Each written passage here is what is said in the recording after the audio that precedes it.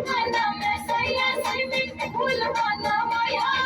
संगे संग आयल जाई घूमते बजली होया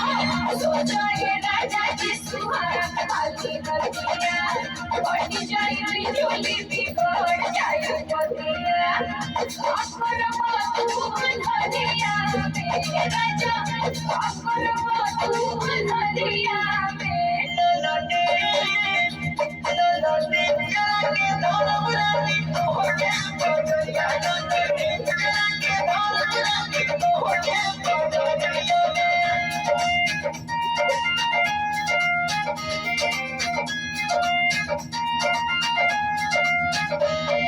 चौकिया सिया तो हटके बेलू गई हो चपचा चपटी काले लगवा दे से जो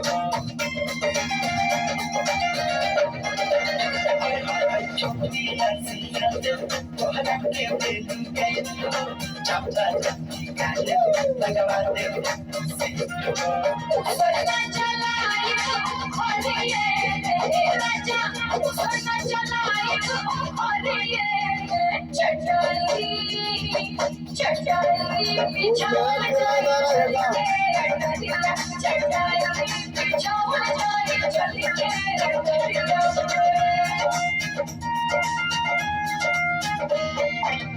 सोचा ये राजा जी सुहाग वाली रतिया बढ़ जाए बिजली बिगड़ जाए पतिया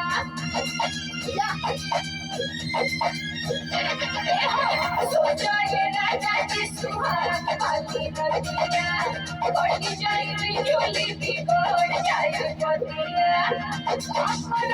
तू अंधरिया में राजा अमर